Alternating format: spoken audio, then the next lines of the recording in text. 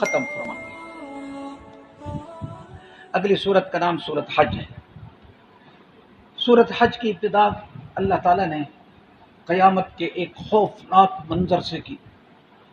فرمایا یا ایھا الناس اتقوا ربکم ان زلزلۃ الساعۃ شیء عظیم۔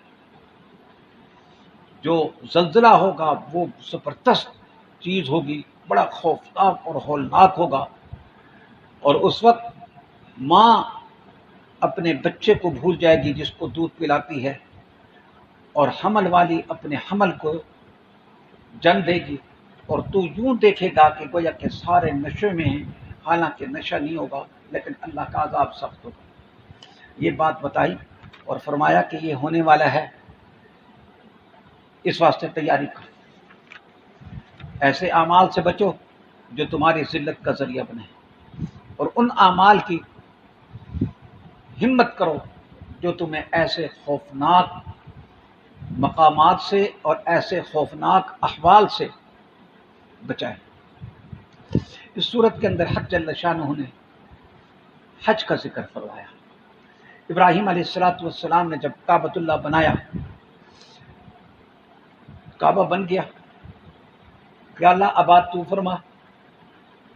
اللہ نے فرمایا وَأَذِّن فِي النَّاسِ، تو لوگوں کے اندر اعلان کر۔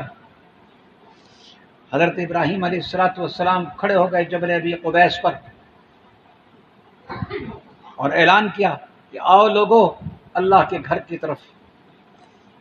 حضرت ابراہیم علیہ السلام کی آواز اللہ نے سارے عالم میں پہنچا دی اور عالم ارواح میں پہنچا دی، سب روحوں نے سنی، اور جس نے سنی وہ ضرور حج کرے گا، ضرور عمرہ کرے گا۔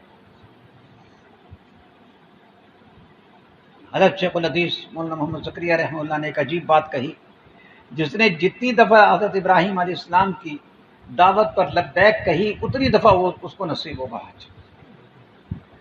ہم نے زندگی میں کئی باتیں بڑی عجیب دیکھی، ان میں سے ایک یہ بھی دیکھی کہ یہاں سے حج کے لیے گیا اور حج کے بغیر آ گیا، ایسا بھی ہم نے دیکھا۔ اللہ تعالیٰ معاف فرمایا وَأَذِّن فِي النَّاسِ بِالْحَجِّ يَأْتُوكَ رِجَالًا، تیرے پاس پیادہ لوگ بھی آئیں گے اور کمزور اونٹنیوں پر آئیں گے، یعنی گھر سے یہاں تک چلتے چلتے وہ کمزور ہو جائیں گے۔ جلالین شریف کے حاشیے میں لکھی ایک عجیب بات کہ ایک آدمی نے دوسرے سے پوچھا کہ آپ کو گھر سے یہاں تک آتے ہوئے کتنا وقت لگا ہے؟ اس نے کہا 3 مہینے۔ پرانے زمانے میں سفر ایسے ہوتا تھا، آج کل تو حال ہی عجیب ہے۔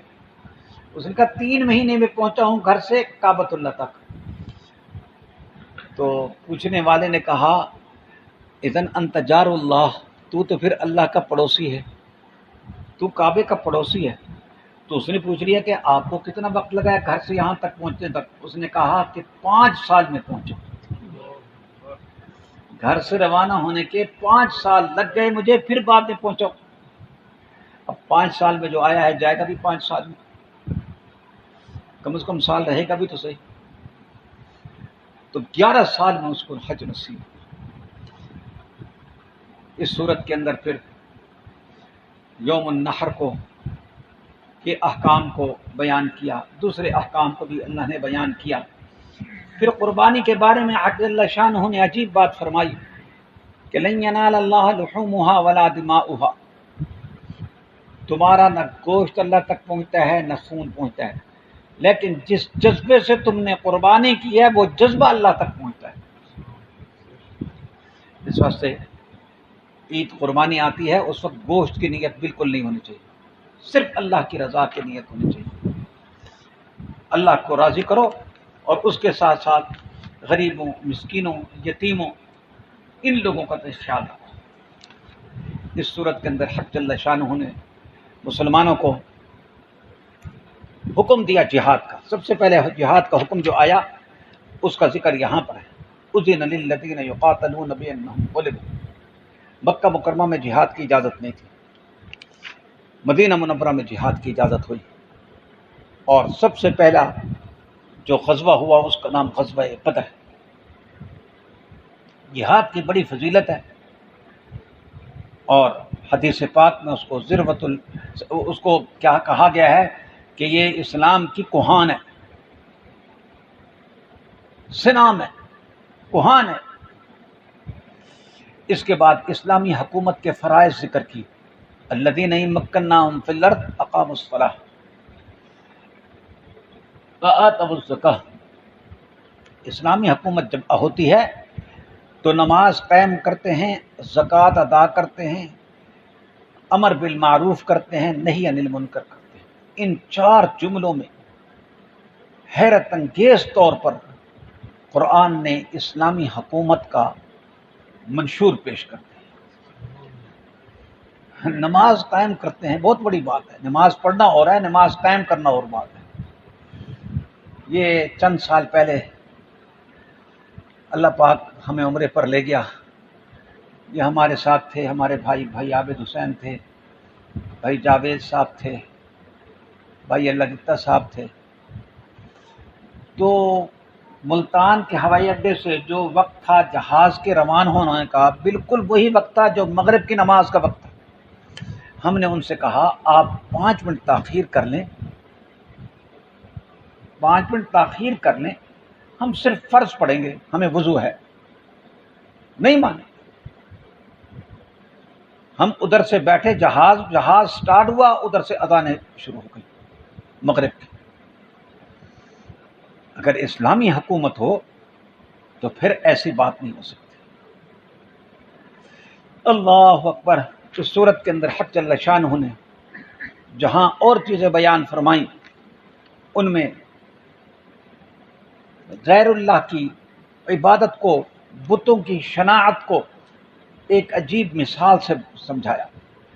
فرمایا کہ یا ایھا الناس ضرب مثل فاستمعوا لہ، توجہ سے سنو۔ فرمایا جن کی تم عبادت کرتے ہو خدا کے علاوہ، وہ تو ایک مچھر مکھی بھی پیدا نہیں کر سکتے،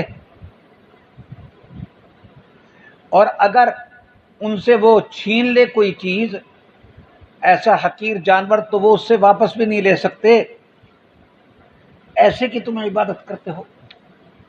فرمایا ما قدر اللہ حق قدری، ان لوگوں نے اللہ کی قدر نہیں کی جو اس اللہ کی قدر کرنے کے کیا بھی حق تھا۔ اخیر صورت میں حق جل شانہ نے پھر وہی فرمایا اقیموا الصلاۃ وآتوا الزکاۃ واعتصموا باللہ هو مولاکم، تمہارا مولا اللہ ہے، بہت ہی خوب ہے تمہارا مولا، اور بہت خوب ہے وہ کیا مددگار۔ کیا مطلب؟ اگر تم اللہ کے حکموں پر عمل کرو گے تو حق جل شانہ تمہاری مدد بھی کریں گے، اور اللہ تعالیٰ تمہاری داد رسی بھی فرمائیں گے۔ اللہ تعالیٰ ہمیں قرآن تعلیمات پر عمل کرنے کی توفیق عطا فرمائے۔ سبحانک اللہم و بحمدک۔